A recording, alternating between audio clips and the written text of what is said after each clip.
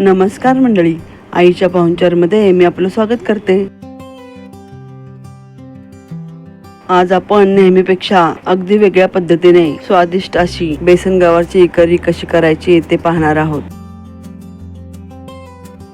ही गवार बेसनची भाजी गरमागरम टम्म फुगलेल्या भाकरी बरोबर तसेच भाताबरोबर खाण्यास अप्रतिम लागते।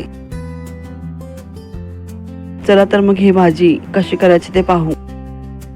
यासाठी पाव किलो गवार स्वच्छ धुवून निवडून घ्यायची। कढईमध्ये 1 चमचा तेल घालून त्यावर ही गवार छान परतून घ्यायची। ही गवार परतून घेतल्याने गवार कच्ची राहत नाही, तसेच करी खमंग लागते।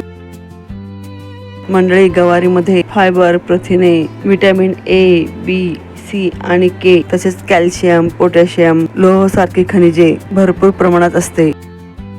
गवारच्या सेवनाने मधुमेह नियंत्रणात राहण्यास मदत होते।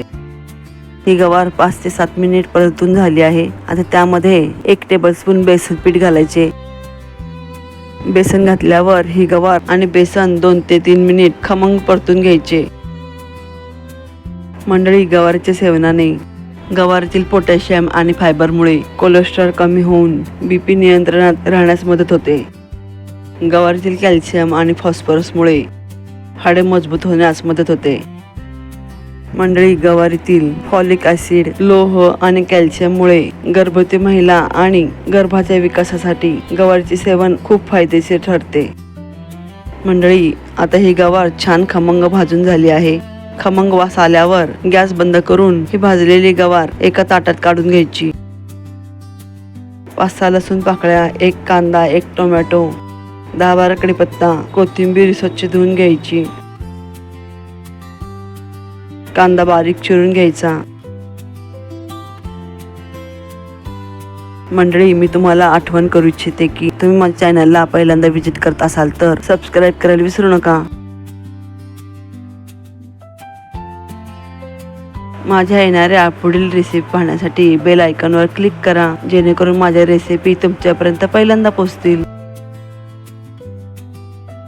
मंडळी, ही गवारीची करी चवीला अतिशय छान लागते आणि करी करायची नसेल तर पाण्याचा हापका मारून कोरडी भाजी ही खमंग लागते।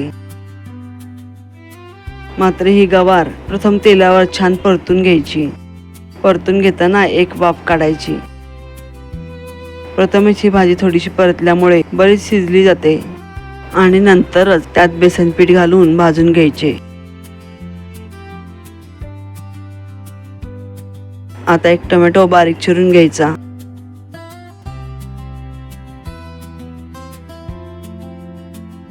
कोथिंबीर बारीक चिरून घ्यायची, तसेच लसूण ठेचून घ्यायचा। मंडळी, नेहमीच आपल्या आहारात कांदा, टोमॅटो, लसूण, कोथिंबीर सारख्या पौष्टिक भाज्या असतात। यामुळे पाचनक्रिया सुधारून रोगप्रतिकारशक्ती वाढण्यास मदत होते। मंडळी, तुम्हाला माझ्याकडून कोणत्या शाकाहारी रेसिपी पाहावयास आवडतील हे मला कमेंटद्वारे नक्की कळवा। मंडळी, ही गवार बेसन करीची पूर्व तयारी झाली। गवार भाजलेलीच कढई स्वच्छ पुसून त्यातच 1 पळी तेल गरम करून त्यात 1 चमचा मोहरी, कढीपत्ता, ठेचून घेतलेला लसूण घालायचा। लसूण 2-3 मिनिट परतून घ्यायचा। आता त्यामध्ये पाव चमचा हिंग घालायचा, अर्धा चमचा हळद घालायची। आता ही फोडणी छान परतून घ्यायची। चिरलेला कांदा घालायचा। कांदा गुलाबी रंगावर पारदर्शक होईपर्यंत छान परतून घ्यायचा।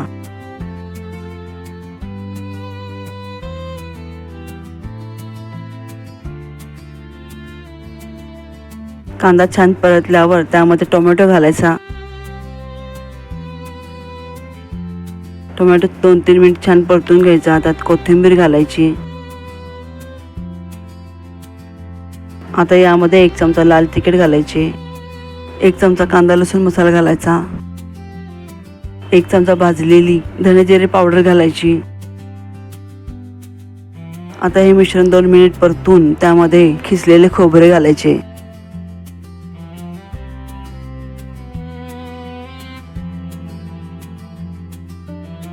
2 चमचे भाजलेल्या शेंगदाण्याचे कूट घालायचे. आता हा मसाला छान परतून त्यामध्ये भाजलेली गवार बेसन घालायची.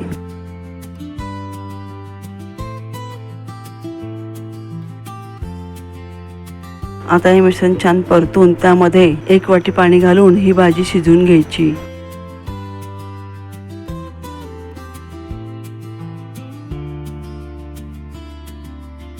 आता यामध्ये 1 चमचा गुळ पावडर घालायची. चवीनुसार मीठ घालायचे. 2-3 मिनिट ही भाजी परतून घ्यायची. ही भाजी तयार झाली आहे. मंडळी, करी करण्यासाठी या भाजीमध्ये मी आणखी 1 ग्लास पाणी घातले आहे. आता या भाजीवर झाकण ठेवून या भाजीला 5 मिनिटात छान उकळी आणायची. ही गवार करीची भाजी भाताबरोबर तसेच भाकरीबरोबर खाण्यात छान लागते. मंडळी, तुम्हाला ही बेसन गवार करीची भाजी आवडल्यास लाईक, शेअर, कमेंट आणि सबस्क्राईब करायला विसरू नका.